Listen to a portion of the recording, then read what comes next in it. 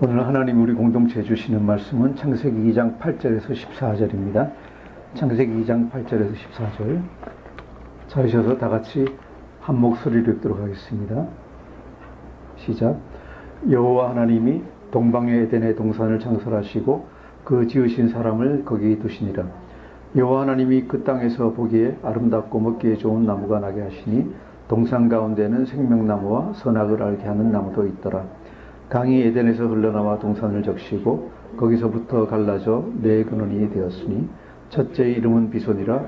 금이 있는 하윌라 온 땅을 둘렀으며 그 땅의 금은 순금이요 그곳에는 베델리움과 호마노도 있으며 둘째 강의 이름은 기온이라.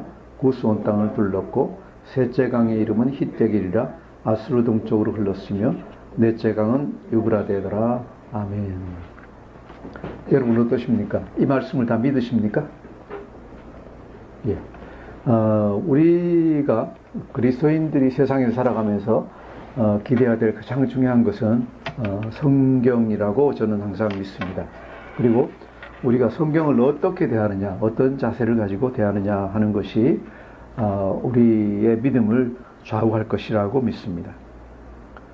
자, 그래서 오늘 우리가 같이 보고자 하는 것은 성경은 얼마나 믿을 만한 책인가? 성경은 얼마나 믿을 만한 책인가? 여기에 대해서 같이 생각해 보기를 원합니다. 이것은 그 신자님들에게는 중요한 문제이지만 또 굉장히 어떤 때는 당황스러운 질문이 될 수 있어요.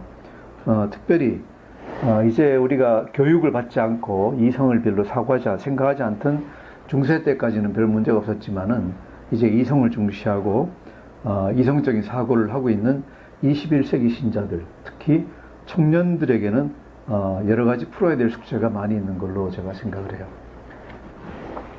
하나님이 우리를 사랑하셔서 다른 동물들과 달리 하나님의 형상대로 지으셨잖아요. 그래서 그 중에는 이성도 들어있는데, 그래서 우리는 하나님의 말씀을 생각할 때 그냥 영혼을 가지고 무조건 믿고 하는 것도 좋지만은 또 이성을 가지고 따져봐야 될 때는 따져봐야 된다라고 저는 생각을 합니다. 자, 그럼 먼저 우리가 보고 싶어하는 것은 성경은 어떻게 쓰여졌는가? 성경은 어떻게 쓰여졌는가 하는 것에 대해서 우리가 생각해 보길 원합니다. 일반적으로 이제 어떤 책의 기술이나 책을 쓰는 것에 대해서 생각하면은, 또는 역사를 쓰는 것에 대해서 생각하면은 우리가 이런 걸 우리가 알죠. 뭔가 하면은 인간에게 문자가 있었던 때가 있고 문자가 없었던 때가 있습니다. 그래서 문자가 없어서 그 한 일이나 어떤 사실들을 기록으로 남기지 않았던 때를 뭐라 그럽니까? 선사시대, 기록으로 남기지 못하는 역사 이전의 시대라고 얘기합니다. 선사시대라고 얘기하고, 이것이 대개 서양에서는 BC 한 2500년 전 이때까지는 문자가 제대로 없었기 때문에 남아있는 기록들이 별로 없고, 그래서 그때까지를 선사시대라고 합니다. 동양에서는 언제까지입니까? 동양에서는 대강 BC 한 1000년 전 정도까지, 이때가 이제 선사시대라고 얘기합니다. 그 다음의 시대, 기록이 있는 시대에는 기록이 되어 있었기 때문에 아주 믿을 만한 그 자료들이 남아있는데, 기록이 없는 시대, 문자가 없었던 시대에는 그 시대의 얘기들이 어떻게 우리에게 전해올까요? 아프리카 같은 데나 아니면 아마존의 부족들 같은 데 보면은 역사학자들이 많이 놀라는 게, 문화인류학자들이 놀라는 게 뭔가 하면은 그 부족마다, 시족마다 한 사람 구술 담당이 있어요. 구술 담당이 있어가지고 외우는데 저 옛날 조상적부터 시작해서 지금 바로 이때까지 이르기까지 일어났던 일들을 잘 노래하듯이 계속 외우는데 거의 뭐 사실하고 틀림없이 다 외운다는 거죠. 그걸 갖다가. 그래서 인간의 능력이라는 게 과연 어디까지인가를 갖다가 이제 생각하게 하는 구절들인데, 그래서 선사시대에는 주로 구술로 해서 이것이 전승되어 왔다라고 우리가 얘기를 합니다. 이것을 우리가 이제 우리 성경에다가 적용한다고 하면은, 특히 창세기의 경우에 창조로부터 시작을 하잖아요. 창조로부터 시작을 해서 아브라함 때까지 또 요셉 때까지 얘기가 쭉 흘러나옵니다. 우리가 일반적으로 생각할 때 요셉은 BC 한 15세기, BC 16세기, 17세기 경까지를 갖다 생각을 하고, 아브라함은 BC 21세기경으로 생각을 합니다. BC 한 2000년, 2050년경에 아브라함이 살았던 걸로 생각을 하니까, 뭐 좋게 봐주면 그때까지도 역사시대로 봐줄 수가 있으니까, 기록에서 나왔다라고 얘기할 수도 있겠습니다. 하지만은 남아있는 기록은 없습니다. 그런데 문제는 뭐예요? 아브라함 이전 시대, 그죠? 뭐 노아의 홍수든지 창조에 관한 얘기든지 그 선조에 관한 거는 문자로 남아있는 게 있을 수가 없습니다. 왜냐하면 그때에는 기록이 없었기 때문에 그렇습니다. 그래서 많은 신학자들은 그때 당시에 구술로 전해오던 것, 구전으로 전해오던 걸 갖다가 나중에 모세가 받아서 듣고, 모세도 그런 사람 중에 하나였는데 그래서 그걸 갖다 다 이제 성경으로 기록을 했다라고 얘기를 하죠. 그래서 창세기의 저자를 누구라고 하느냐? 모세라고 일반적으로 얘기들 합니다. 하는데 모세가 어떻게 그걸 다 알았을까? 일반적인 학자들은 그렇게 구술로 전해 내려오던 것을 갖다가 적었다라고 얘기를 갖다 하고 있죠. 자, 그런데 성경은 다른 책하고 또 달라가지고 다른 하나의 어떤 경우가 있을 수가 있습니다. 뭔가 하면은 성경은 하나님이 모세에게 가르쳐줘서 기록한 것이다 라는 것입니다. 이 얘기의 근거는 주로 어디 있는가 하면은 우리 신약 성경 디모데후서 보면은 얘기가 나옵니다. 디모데후서 3장 16절을 보시면 다 외에는 말씀이니까 제가 그냥 읽겠습니다. 모든 성경은 하나님의 감동으로 된 것으로 교훈과 책망과 바르게 함과 의로 교육하기에 유익하니 그랬어요.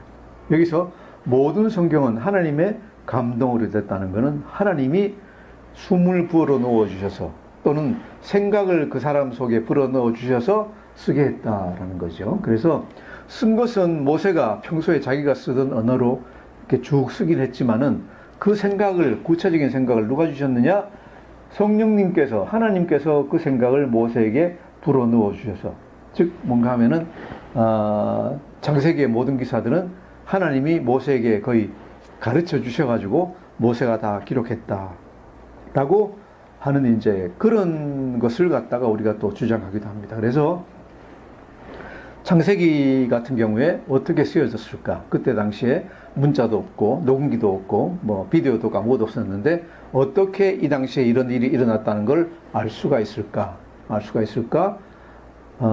대강은 보면은 창세기 1장이나 2장이나 이 앞에 홍수전의 부분 같은 거는 구전도 별로 잘 되어 온 게 없을 것 같으니까 대개 하나님의 어떤 감동하심, 성령의 감동하심으로 쓰였을 거라고 우리가 믿을 수밖에 없고, 그 뒷부분도 비록 구전은 있겠지만은 하나님의 감동함으로 쓰였을 거라고 우리 그리스도인들은 다 믿습니다. 그래서 우리가 얘기할 때 하나님이 모세에게 가르쳐 주신 거니까 틀리는 게 있을까요, 없을까요? 틀리는 게 있으면 안 되죠, 그죠? 하나님이 모세한테 거짓말로 가르쳐 주셨을 리도 없고, 또 모세가 그런 것을 아주 함부로 적었을 수도 없으니까 성경은 원천적으로, 성경 원본은 전혀 틀린 게 없고 잘못도 없다. 그래서 우리가 성경은 무오하다, 틀리는 것이 없다, 오류가 없다라고 우리가 보통 얘기를 갖다 하죠. 그 근거가 이 디모데후서 3장 16절 말씀에 있습니다. 자, 그래서 성경은 당연히 믿을 수 있는 책이고 우리가 다 믿어야 되는 책입니다. 맞죠? 자, 그런데 문제는 뭔가 성경 여기저기를 보다 보면은 우리 마음을 조금씩 깨름직하게 하는 구절들이 있습니다. 오늘 본문을 읽은 부분이 그 구절 중에 하나인데, 성경 첫 시작이 창세기 1장 1절인데 1장 1절부터 읽으면은 뭡니까? 태초에 하나님이 천지를 창조하십니다. 그리고 나서 하나님이 7일 동안 빛을 갖다가 빛이 있으라 하시면 빛이 있었고 해가지고 다 만드시고 마지막에 인간을 만드셨다라는 얘기가 이제 쭉 1장에 쭉 나오죠. 인간을 하나님의 형상으로 만드셨다. 자, 여기에 대해서는 우리가 뭐 얘기할 수가 없어요. 뭡니까? 그냥 우리 영혼으로 그냥 믿어야 되지, 이성으로 우리가 이걸 판단할 수 있습니까? 맞다, 틀렸다, 논리적으로 맞다, 틀리다, 이 얘기할 그런 범위를 갖다 벗어나 버리는 겁니다. 우리의 생각의 범위를 벗어나기 때문에 우리는 어떻게 해야 됩니까? 그냥 믿을 수밖에 없습니다.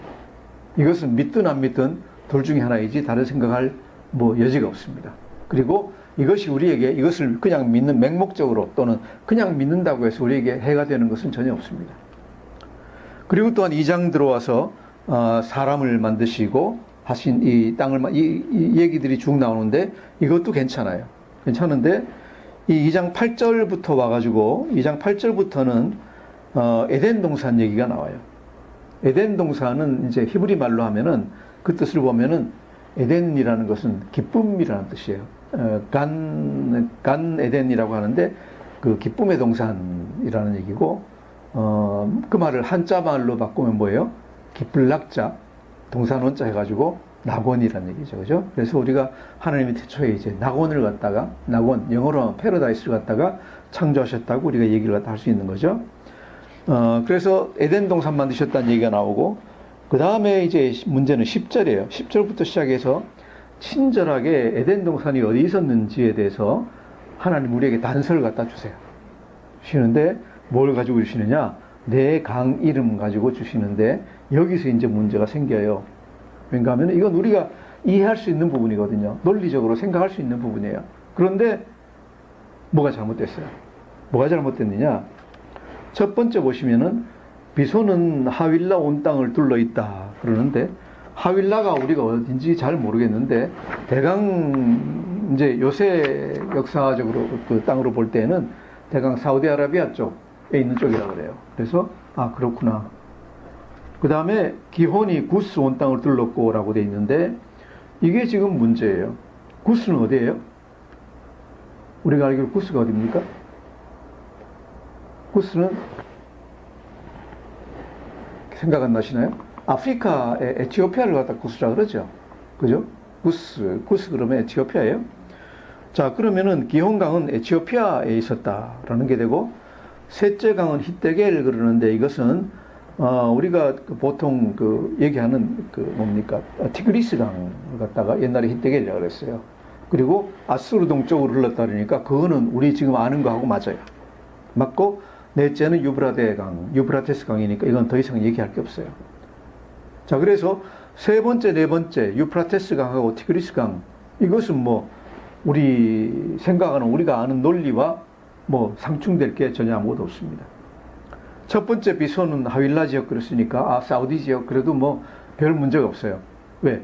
현재는 그 지역에 강이 없지만은 뭐 지형이라는 건 항상 변하는 거고 태초에서부터 시작해서 강이 있다가 없어지고 뭐 이런 데 수도 없이 있으니까 그거는 별 문제가 없어요. 문제는 아까 얘기한 대로 두 번째 강이에요. 기혼강이 구스 온 땅을 둘렀다.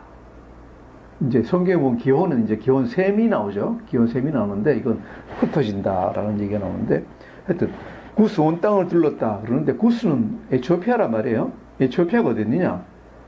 에티오피아는 이집트보다 더 남쪽에 있고 그 메소포타미아 지방에서 보면은 바다 건너서 홍해를 건너가지고 아프리카에 있는 거예요. 티그리스 유프라테스 강 하윌라는 전부 다 아시아에 있는 거고 이건 아프리카에 있어요. 자, 그런데 이 네 강이 다 뭐라 그랬어요? 어디서 발원한다고요? 어디서? 10절 보시면은 강이 에덴에서 흘러나와 그랬어요. 에덴에서 흘러나왔다 그랬어요. 그럼 뭐예요? 에덴에서 흘러나오는데 에덴이 그럼 어디 있는 거예요? 에덴이 그럼 그 에티오피아도 지나가지고 에티오피아보다 더 남쪽은 어디예요? 수단이에요. 수단 쪽에 있는 게 에덴 동산이냐? 아니면은 티그리스 유프라테스 강의 발원지는 어디예요? 저 북쪽, 그죠? 메소포타미아 북쪽. 우리가 요새 아르메니아 고원이라고 부르는 아르메니아라는 나라가 있죠. 그 아르메니아 고원지대에 있는 거기서부터 두 강이 같이 발원을 갖다 해요. 그러면은 에덴 동산이 어디에 하고 어디가 나눠진다? 하나는 수단 쪽하고 하나는 저쪽에 지금 아르메니아 카스피해하고 흑해 사이 이 두 군데로 쭉 갈라지는 거예요. 자, 어떻게 하면 되겠습니까? 에덴은 어디 있습니까? 이게 우리가 전혀 모르는 얘기로 그냥 에덴강이 있어가지고 흘러나왔습니다. 그러면은 아멘 그럴 텐데 하나님이 설명을 해주셨는데 한쪽은 어디입니까? 한쪽은 카스피해 부근이고 한쪽은 저쪽에 빅토리아 호수 부근이고 이러면은 우리가 이해가 잘 안 되는 거죠. 그렇죠? 이해가 안 됩니다. 논리적으로 이성적으로 전혀 맞아 들어가지가 않아요. 자, 이런 경우에 이런 말씀을 대놓고 우리가 어떻게 대해야 될까요? 어떻게 해야 될까요? 여기는 세 가지 방법이 있어요. 하나는요, 어떤 태도가 있느냐? 그냥 무조건 믿어요. 무조건 믿어. 뭔지 잘 모르겠지만은 하여튼 틀리는 것 같지만은 그냥 아멘 그러고 믿어라. 그냥 아멘 그러고 믿어라. 그렇죠? 말도 안 되지만 그냥 믿는 거예요. 하나님이 알아서 해결하시겠지. 그러고 믿는 거예요. 그렇죠? 이게 어떻게 보면은 좋은 믿음이라고 얘기할 수도 있는데 또 다르게 보면은 맹목적인 믿음이에요. 눈이 멀었지 어떻게 카스피해 부근하고 이 빅토리아 호스 부근을 갖다 똑같은 데라고 얘기해요? 에덴이 어디 있단 말이에요? 그래서 어떤 분은 얘기할 때 이게 잘못 이제 하나님 믿고 예수 믿으면은 이성은 자살을 해야 된대요. 자기 이성에는 권총을 쏴서 자살을 해버려야 된대요. 왜? 이성이 존재하면은 하나님을 제대로 믿을 수가 없다. 이런 말씀 갖다가 제대로 그냥 다 믿어야 된다고 하면은 그럴 수밖에 없잖아요. 그죠? 나는 생각 안 하는 사람이 돼야지 하나님 믿을 수 있는가? 그런 것 같지는 않아요. 왜? 하나님이 우리에게 이성을 주셨으니까, 이성을 사용하라고 하셨으니까, 그건 아닌 것 같아요. 네. 또 이렇게 믿으면은 좋은 믿음이라고 칭찬하는데, 그럼 이게 다 좋을까? 어떠십니까? 여러분 어떻게 생각하십니까? 이 한 가지라고 하면은 그냥 지나가지만은 성경을 보다 보면 이런 것들이 많이 나와요.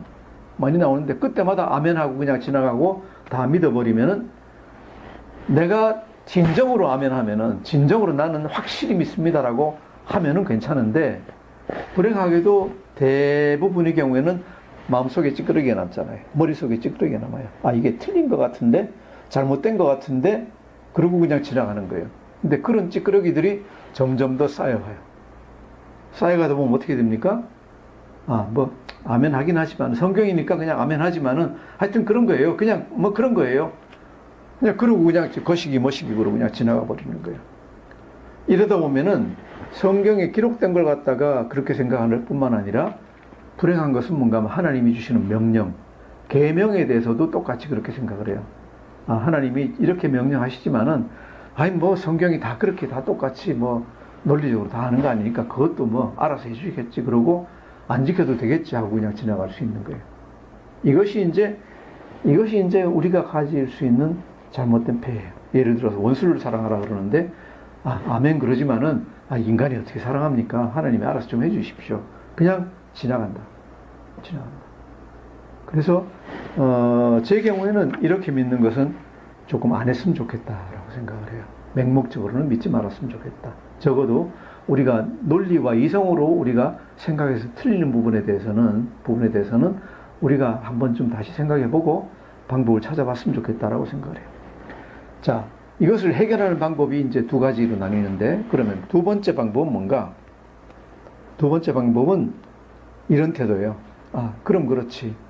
성경도 하나님의 감동하심이라 그러지만은 인간이 쓴 건데 틀리는 부분도 있겠지. 그죠? 어떻게 그게 항상 맞을 수 있을까? 즉 뭔가 하면은 성령의 감동하심을 갖다가 인정한다 그러지만 인정 별로 안 하는 그런 자세예요. 그래서 어떻게 합니까?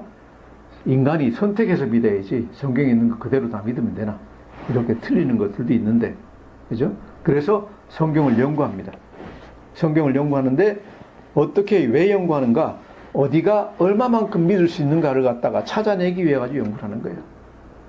어느 부분은 믿어도 되고 어느 부분은 신뢰성이 안 가는 거다. 그래서 이것은 믿지 말아야 된다. 이런 걸 연구하기 위해서 이제 연구하는 건데, 이걸 갖다가 이제 우리가 보통 뭐라 하는가? 자유주의 신학이라고 그래요. 자유주의 신학. 그래서 무슨 문서비평이니 뭐니 이런 얘기들이 이제 이상한 얘기들이 나오는데, 자유주의 신학이래요. 이분들은 뭔가 하면은 성경을 그냥 조각조각 분해해요. 분해해가지고 이건 맞고 이건 틀리고, 저거는 보니까 역사적으로 맞는 얘기고 저건 틀리는 얘기고 해가지고 하다 보니까 성경이 어떻게 돼요? 더 이상 오류가 없는 경전이 믿을 수 있는 경전이 아니라 그냥 틀리고 맞는 것의 혼합체가 돼버려요. 그래서 성경을 더 이상 성경이라 안 그러고 뭐라고 부릅니까? 성서 그러고 불러요. 성서가 뭐예요? 거룩한 책이란 얘기예요. 거룩하다 그러니까 좋지만은 책은 뭐예요? 인간이 쓴 것이고 한계가 있는 것이에요. 그래서 성경을 갖다가 전체적으로 믿지 않는 거예요. 이러다 보면 점점 더 성경에서 멀어지게 돼요. 여러분 그런 얘기 들어보셨어요? 기독교 학과 교수들 보면은 성경을 갖다 엄청나게 잘하고 다 외우고 다 하는데 예수는 안 믿어요. 하나님도 안 믿고. 왜? 성경을 믿어야 할 대상으로 보는 게 아니라 그냥 단지 연구해야 되는 대상으로 보기 때문에 전혀 믿지 않는 사람들이 있다. 그래서 이 신학 공부를 할 때도 혹시 이 중에 신학 공부 나중에 하실 분이 있으면은 신학 공부할 때도 어디서 공부하는지를 주의해야 된다. 라고 이제 얘기할 수 있겠습니다. 자, 그럼 세 번째 태도는 어떤 태도일까요? 세 번째 태도는 믿는 자세로 대하는 태도예요. 무슨 얘기입니까? 나는 믿습니다. 뭘 믿습니까? 하나님이 계시다는 걸 믿고 성경이 하나님이 주시는 말씀이라는 걸 믿습니다. 그렇기 때문에 성경은 틀리는 데가 없을 겁니다. 없을 겁니다. 그럼 지금 여기 나온 것 같은 부분은 뭐예요? 그것은 이 말씀은 맞는데 제가 뭔가를 잘못 이해하고 있는 걸 겁니다. 중간에 번역이 아니면 이런 설명이 잘못됐든지 우리가 뭔가 잘못 알고 있는 부분이 있을 겁니다. 성경 자체는 틀릴 수가 없습니다. 그래서 성경을 연구합니다. 왜 연구합니까? 목적이 뭡니까? 내가 뭘 잘못 알고 있는지, 덜 알고 있는지, 아니면은 성경 원문하고 이렇게 번역이 어떻게 잘못됐을지 혹시 이런 걸 알기 위해서 연구를 합니다. 이것을 뭐라고 얘기하는가? 믿기 위해서 연구한다고 합니다. 믿기 위해서 얘기합니다. 저는 이것이 우리가 가져야 되는 바른 자세라고 생각을 해요. 자, 그럼 믿기 위해서 성경을 연구하면은 어떤 결과가 오는가? 오늘 본문에 우리가 가지고 있는 딜레마, 그죠? 두 가지 에덴, 두 위치에 있는 에덴에 대해서 어떻게 생각할 수 있는가? 낙원은 어디 있는가? 하는 얘기죠. 먼저 우리가 생각해야 되는 것은 이럴 때 방법은 이렇습니다. 명백하게 확실한 것은 우리가 먼저 알아야 됩니다. 여기서는 뭐예요? 티그리스강과 유프라테스강, 유브라데와 히데겔, 이것은 명백해요. 오늘날에도 그렇게 부르고 있고 그 강의 수원지가 발원지가 똑같이 아르메니아 고원이라는 얘기예요. 여기서부터 유추해서 보면은 어떻게 돼요? 다른 두 강도 그 지역에 있어야 되고 거기서부터 흘러나와야 돼요. 이것이 맞는 거예요. 그래서 그것을 목표점으로 놓고 연구하기 시작합니다. 자, 구스라는 문제에 대해서 우리가 연구하기 위해서 성경을 갖다가 더 찾아봅니다. 찾다 보면은 창세기 10장 6절에 구스라는 얘기가 한 번 더 나옵니다. 10장 6절부터 시작해서 함의 자손에 관한 얘기가 나오는데 우리가 창세기 10장 6절부터 시작해서 우리가 12절까지를 갖다가 10장 6절부터 12절까지 한번 읽어보겠습니다. 6절부터 12절 시작. 함의 아들은 구스와 미스라임과 북과 가나안이요 구스의 아들은 스바와 하윌라와 삽다와 라마와 십드가요 라마의 아들은 스바와 드단이며 구스가 또 니므롯을 낳았으니 그는 세상의 천용사라.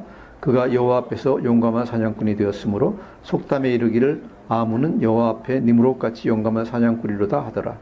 그의 나라는 시날 땅의 바벨과 에렉의 악각과 갈레에서 시작되었으며 그가 그 땅에서 아수르로 나아가 니느웨와 르호보딤과 갈라와 및 느니와와 갈라 사이에 레센을 건설하였으니 이는 큰 성읍이라.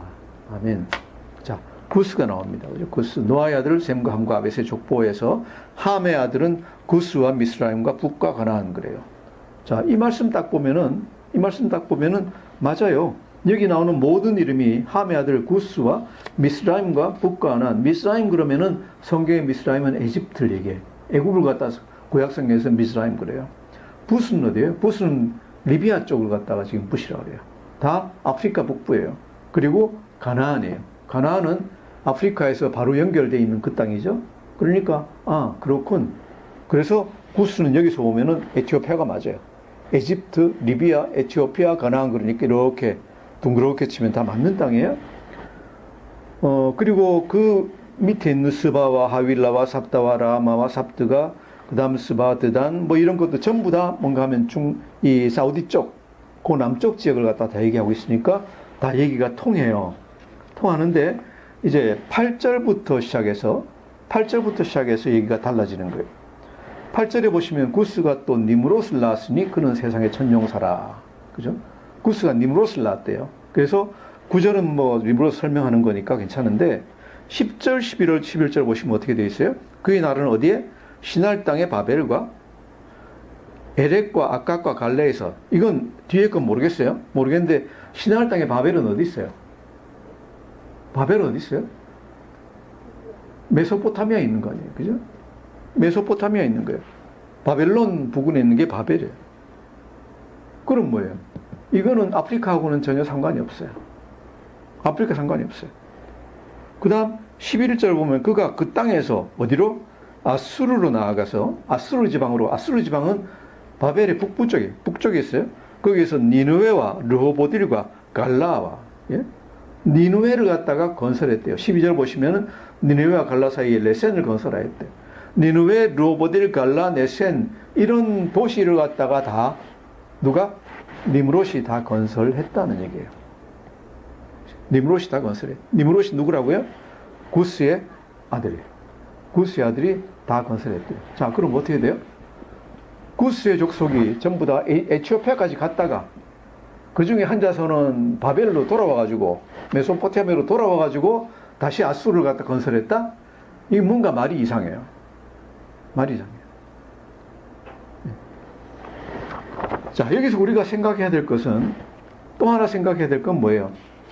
인간이 성경의 창세기 10장에 보면 인간이 처음에는 다 흩어져 살았다? 모여 살았다? 모여 살았죠. 모여 살았어. 언제 흩어졌는가?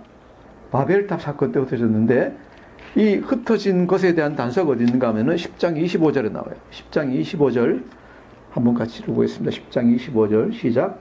에벨은 두 아들을 낳고 하나의 이름은 벨렉이라 하였으니 그때 세상이 나뉘었으며, 그죠? 그때 세상이 벨렉이 나눈다는 뜻이에요.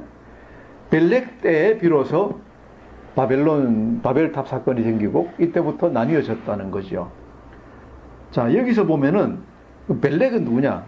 벨렉은 에벨의 아들이고 에벨은 셀라의 아들이고 그 위에 쭉 올라가 보면은 셀라는 아르박사스의 아들이고 아르박사스는 셈의 아들이에요. 그래서 셈의 아버지가 노아이니까 노아의 5대손이에요. 벨렉은 노아의 5대손이에요. 근데 구스는 노아의 몇 대손이에요? 구스의 아버지가 함이고 함의 아버지가 노아이고, 또 니므롯은 구스의 아들이니까 니므롯은 노아의 몇 대손이에요? 3대손, 손자예요. 증손자예요. 증손자고 벨렉은 뭔가 하면은 거기보다 한 두세 세대 더 뒤에 사람이에요.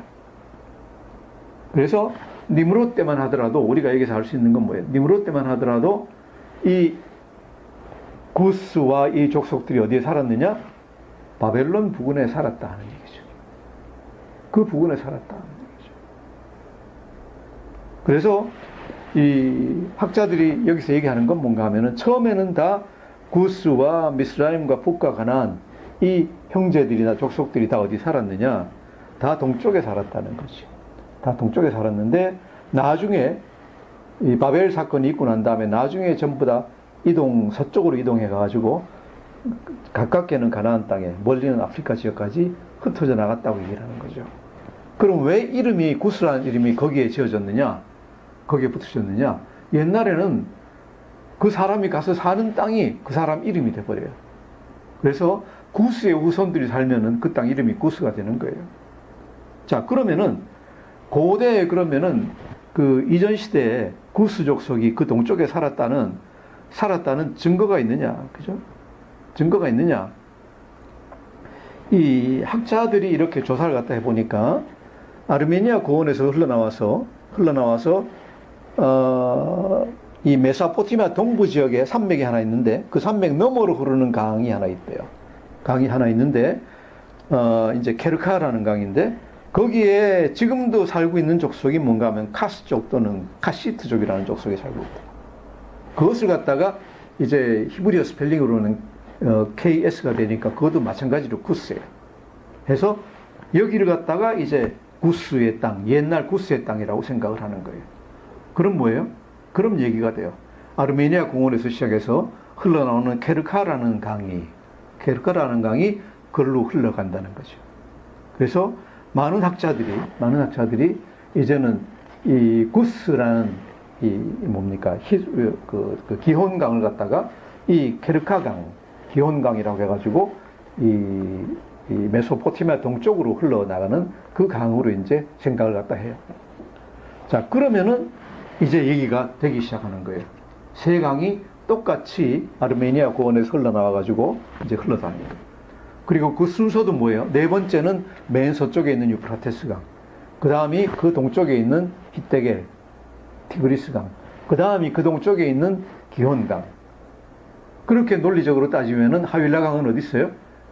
그보다 더 북쪽에 있어야 돼요. 더 동쪽이나 북쪽에 있어야 되는 거예요. 그래서 그 땅이 이제 동쪽으로 저 밑으로 흘러나가는 어떤 강이겠구나 하는 걸 갖다가 우리가 생각을 할 수 있는 거예요. 자, 이렇게 우리가 따져보니까 뭐예요?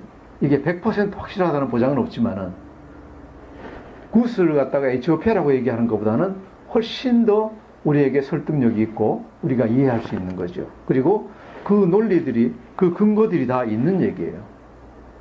감사하게도 많은 학자들이 연구를 해서 이런 걸 갖다 우리한테 벌써 가르쳐줘요. 이런 거라고. 제가 지금 얘기하는 게 제 혼자 추측을 얘기하는 게 아니라 많은 학자들의 연구한 결과를 갖다가 같이 놓고 앉아서 지금 보고 있는 거예요. 자, 이렇게 보면은 우리가 알 수 있는 게 뭐예요?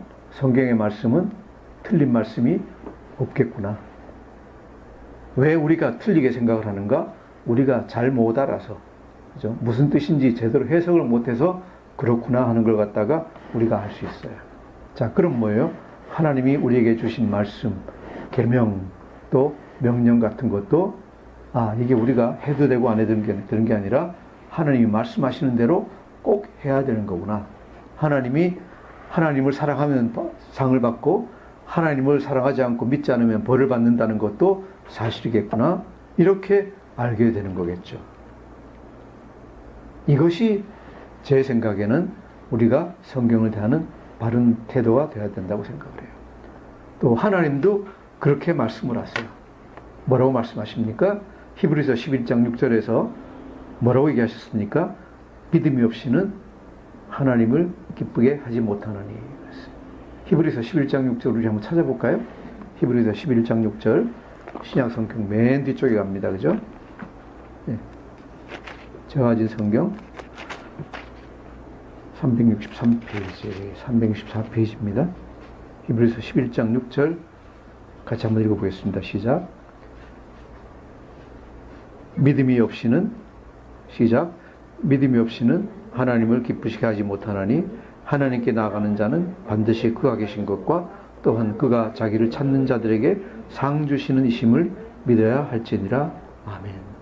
어떻게 하면 우리가 하나님의 성품에 대해서 보고 있는데 어떻게 해야지 하나님을 기쁘시게 할 수 있느냐? 우리는 믿어야 돼요. 믿어야 되는데 뭐라고 얘기했습니까? 하나님께 나아가는 자는 반드시 그가 계신 것을 믿으면 된다. 그런 게 아니라 하나가 더 붙어 있어요. 또한 그가 자기를 찾는 자들에게 상 주시는 이심을. 자기를 찾는 자에게 어떻게 찾습니까? 성경 말씀을 통해서 찾습니다. 하나님 뜻이 정말로 어디 계신지 찾습니다. 하나님 말씀이 정말로 맞는다는 것을 우리가 확신하기 위해서 우리 논리와 이성과 이것을 다 설득하기 위해서 찾아나가는 겁니다. 기도로 찾아나가지만은 또한 우리 이성을 사용해서도 하나님을 찾아나갑니다. 그래서 이렇게 우리가 우리의 모든 생각과 말과 행동과 영과 혼과 이 모든 것을 다 동원해서 하나님을 믿으려고, 그죠? 하나님 믿는 믿음 안에서 노력할 때 하나님이 여러분에게 정말로 큰 믿음 주시고 큰 상을 주실 줄 믿습니다. 하나님이 찾는 자에게 주시는 상을 다 받는 복된 여러분이 다 되시기를 주님의 이름으로 축원합니다. 기도하겠습니다. 하나님 아버지 참 감사합니다. 정말 그 태초부터 시작해서 귀한 말씀 우리에게 성령을 통해서 알려주시고 가르쳐주시고 우리가 믿게 해주시니 감사합니다. 하나님, 비록 성경 안에 믿기 힘든 것 같은 말씀들도 많이 있지만은 그 말씀들이 다 사실인 것을 저희가 믿고 나아갑니다. 하나님, 저희가 포기하지 않고 하나님을 찾는 사람들 다 될 수 있도록, 그래야 하나님 주시는 큰 복 받도록 인도하여 주옵소서. 감사하며 예수님 이름으로 기도드립니다. 아멘.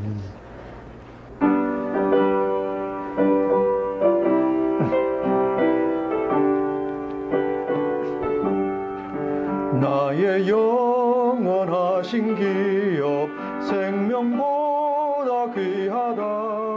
나의